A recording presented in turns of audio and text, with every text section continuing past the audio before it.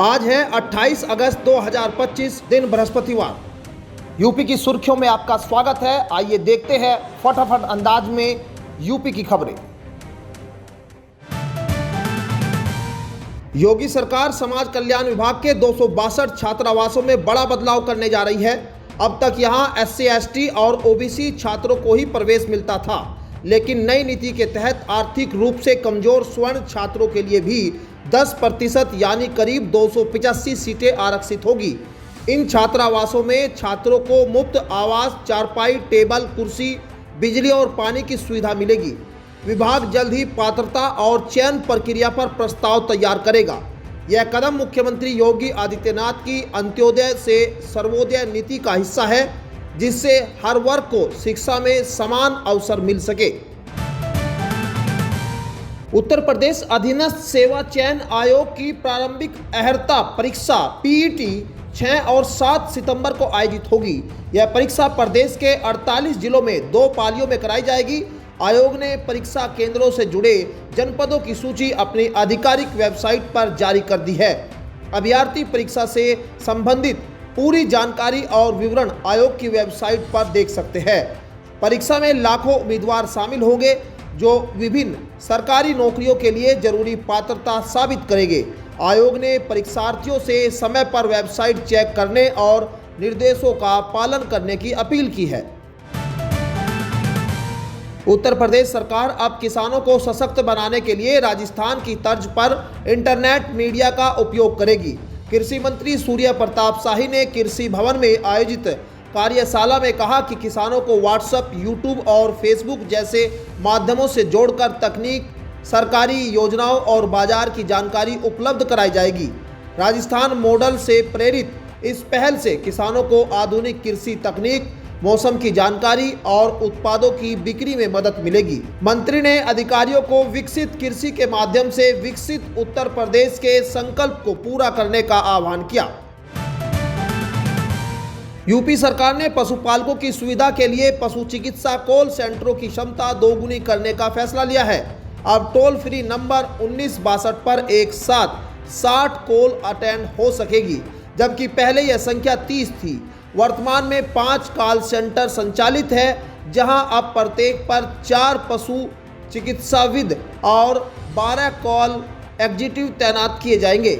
इसके जरिए गोवंशी, महिषवंशी पशुओं को आकस्मिक चिकित्सा और टेलीमेडिसिन और सुविधा तुरंत मिल सकेगी। योजना के तहत 520 मोबाइल वेटरिनरी यूनिट भी संचालित हो रही है। इस विस्तार से पशुपालकों की कॉल अनसुनी नहीं होगी। पिछड़ा वर्ग कल्याण एवं दिव्यांगजन सशक्तिकरण मंत्री नरेंद्र कश्यप ने निर्देश दिए हैं कि गांधी जयंती 2 अक्टूबर पर विद्यार्थियों को छात्रवृत्ति वितरित की जाए।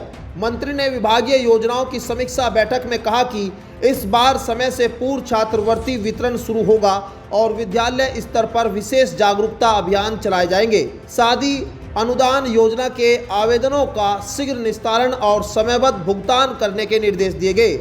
साथ ही कंप्यूटर परीक्षण में आधुनिक तकनीकी कोर्स जोड़े जाएंगे। दिव्यांगजन के लिए रोजगार मेले, छात्रवृत्ति उपकरण वितरण और स्वरोजगार योजनाओं को और प्रभावी बनाने पर जोर दिया गया। यूपी में 1 से 30 सितंबर तक नो हेलमेट नो फ्यूल विशेष अभियान चलेगा। मुख्यमंत्री योगी आदित्यनाथ के निर्देश पर शुरू इस पहल के तहत बिना हेलमेट दोपहिया वाहन चालकों को पेट्रोल डीजल नहीं मिलेगा। अभियान जिलाधिकारी के नेतृत्व और जिला सड़क सुरक्षा समिति के समन्वय से चलेगा। परिवहन, पुलिस और प्रशासनिक अधिकारी इसकी जिम्मेदारी निभाएंगे। परिवहन आयुक्त BN सिंह ने कहा कि यह कदम दंडित करने के लिए नहीं, बल्कि नागरिकों को सुरक्षित व्यवहार के लिए प्रेरित करने हेतु है। तेल कंपनियों और पेट्रोल पंप संचालकों से सहयोग की अपील की गई है। नियम बनेगा हेलमेट पहले, ईंधन बाद में। मुख्यमंत्री योगी आदित्यनाथ ने बुधवार को लोक भवन सभागार में बाल विकास एवं पुष्टाहार विभाग में नवचयनित 2425 मुख्य सेविकाओं और 13 फार्मासिस्टों को नियुक्ति पत्र सौंपे। उन्होंने कहा कि निष्पक्ष भर्ती प्रक्रिया का परिणाम है कि लखीमपुर खीरी व नेपाल बॉर्डर के जंगलों की थारू बेटियां भी चयनित हुई है। यह पिछले 2 दशकों में विभाग की सबसे बड़ी भर्ती है। सीएम ने कहा कि 22,290 मिनी आंगनबाड़ी को मुख्य आंगनबाड़ी में परिवर्तित किया गया और मानदेय बढ़ाया गया। योगी ने कहा अब नौकरियां उन तक पहुंच रही है जिन तक पहले योजनाएं भी नहीं पहुंच पाती थी। मुख्यमंत्री योगी आदित्यनाथ ने उत्तर प्रदेश इलेक्ट्रॉनिक्स घटक वन निर्माण नीति 2025 लागू करने के निर्देश दिए। इस नीति का लक्ष्य अगले 5 वर्षों में $50 बिलियन का उत्पादन और लगभग 10 लाख प्रत्यक्ष व अप्रत्यक्ष रोजगार सर्जित करना है। बैठक में सीएम ने कहा कि यूपी देश का सबसे बड़ा मोबाइल निर्माता है और यहां से 37,000 करोड़ रुपए का इलेक्ट्रॉनिक्स हार्डवेयर निर्यात हुआ है। यही नीति के तहत निवेशकों को पूंजीगत सब्सिडी, कर और बिजली शुल्क में छूट, ब्याज अनुदान व लॉजिस्टिक्स सहायता मिलेगी। स्थानीय युवाओं को रोजगार देने वालों को अतिरिक्त प्रोत्साहन दिया जाएगा। यूपी स्वास्थ्य विभाग ने गर्भपात को लेकर नई एसओपी जारी की है। हाईकोर्ट के आदेश पर बने इस नियम के तहत बिना पंजीकरण गर्भपात कराने पर डॉक्टर व अस्पताल मालिक को 2 से 7 साल की जेल हो सकती है। एमटीपी एक्ट के तहत यौन हिंसा, बलात्कार, कम उम्र, तलाक, पति की मौत, दिव्यांग या गंभीर बीमारियां जैसी स्थितियों में 24 सप्ताह तक गर्भपात की अनुमति होगी। 24 सप्ताह से अधिक गर्भावस्था में मेडिकल बोर्ड की अनुमति आवश्यक होगी। नियमों में महिला की निजता का ध्यान रखने और केवल पंजीकृत अस्पतालों में गर्भपात की अनिवार्यता तय की गई है। यूपी सरकार अब विश्व का सबसे बड़ा ऑनलाइन फोटो एल्बम बनाने जा रही है। वन विभाग ने पौधे लगाते हुए लोगों का डिजिटल एल्बम तैयार किया है, जिसमें करीब 4.5 लाख फोटो शामिल की गई। यह record Guinness book of world record में दर्ज होगा। फिलहाल यह रिकॉर्ड हीरो मोटोकॉर्प के नाम है, जिसने 2021 में 1,32,775 फोटो अपलोड की थी। यूपी ने 9 जुलाई से 9 अगस्त के बीच मोबाइल ऐप के जरिए 7 लाख से अधिक फोटो अपलोड कराई, जिनमें डिजिटल ऑडिट के बाद 4 लाख से ज़्यादा फोटो मान्य पाई गई।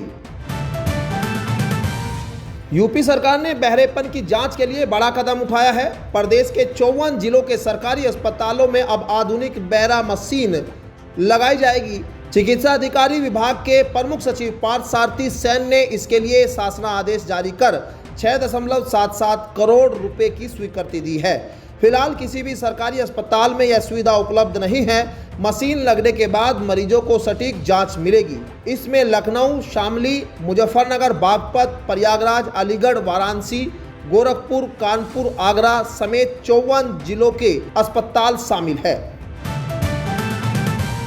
लखनऊ मेट्रो यात्रियों के लिए अच्छी खुशखबरी है। अब मेट्रो स्टेशन से उबर बाइक बुकिंग पर 50% तक या अधिकतम 20 रुपये की छूट मिलेगी। यह सुविधा चौधरी चरण सिंह एयरपोर्ट से मुंशी पुलिया तक के सभी 21 मेट्रो स्टेशनों पर उपलब्ध होगी। मंगलवार को यूपीएमआरसी और उबर के बीच हजरतगंज मेट्रो स्टेशन पर एमओयू पर हस्ताक्षर हुए। इस समझौते के तहत यात्रियों को छूट के साथ साथ मोबाइल चार्जिंग सॉकेट की सुविधा भी दी जाएगी। यूपीएमआरसी एमडी सुशील कुमार ने कहा कि इस पहल से यात्रियों का समय और पैसा दोनों बचेंगे। उत्तर प्रदेश के 28 जिलों में सड़क सुरक्षा मित्र कार्यक्रम शुरू किया जा रहा है। इसमें 18 से 28 वर्ष के युवाओं को चयनित कर सड़क सुरक्षा अभियान से जोड़ा जाएगा। युवाओं को 1 सप्ताह का परीक्षण और इंजीनियर स्नातकों को 15 दिन का रोड सेफ्टी ऑडिट परीक्षण दिया जाएगा। चयनित युवाओं को जिला सड़क सुरक्षा समिति में शामिल किया जाएगा और road safety audit, black spot अध्ययन व जागरूकता कार्यों में लगाया जाएगा। उत्कृष्ट कार्यों पर उन्हें गुड सैमेरिटन प्रमाण पत्र मिलेगा। लखनऊ सहित 28 जिलों के डीएम को भर्ती की जिम्मेदारी दी गई है। यूपी सरकार शिक्षक दिवस 5 सितंबर पर 15 उत्कृष्ट शिक्षकों और प्रधानाचार्यों को राज्य स्तरीय सम्मान से सम्मानित करेगी। इनमें 3 को मुख्यमंत्री शिक्षक पुरस्कार और 12 को राज्य शिक्षक पुरस्कार दिया जाएगा। मुख्यमंत्री योगी आदित्यनाथ लोक भवन लखनऊ में इन्हें सम्मानित करेंगे। मुख्यमंत्री पुरस्कार पाने वालों में हमीरपुर के राम प्रकाश गुप्त, वाराणसी की छाया खरे और गाजियाबाद की कोमल त्यागी शामिल है। वहीं राज्य शिक्षक पुरस्कार पाने वाले 12 शिक्षकों में वाराणसी, बरेली, जौनपुर, मेरठ, बहराइच, लखनऊ, गोरखपुर, सहारनपुर, अमरोहा और सुल्तानपुर समेत कई जिलों के शिक्षक चुने गए हैं। उत्तर प्रदेश में अगले 3 से 4 दिन तक मानसूनी गतिविधियां कमजोर रहेगी, जिससे तेज बारिश की संभावना कम है। मौसम विभाग के अनुसार यह राहत अस्थायी होगी। विभाग ने बताया कि प्रदेश के दक्षिणी हिस्से से गुजर रहा कम दबाव का क्षेत्र अब कमजोर होकर राजस्थान की ओर बढ़ गया है। हालांकि 30 अगस्त से स्थितियां बदलेगी और हवाओं की दिशा व गति में बदलाव के साथ मानसून दोबारा सक्रिय होगा। इससे प्रदेश के कई हिस्सों में अच्छी और तेज बारिश की संभावना है। राजधानी लखनऊ में भी 30 अगस्त के बाद झमाझम बारिश की उम्मीद है। तो ये थी आज की 15 फटाफट खबरें। अगर आपको वीडियो पसंद आया तो वीडियो को लाइक, शेयर व कमेंट जरूर करें। धन्यवाद।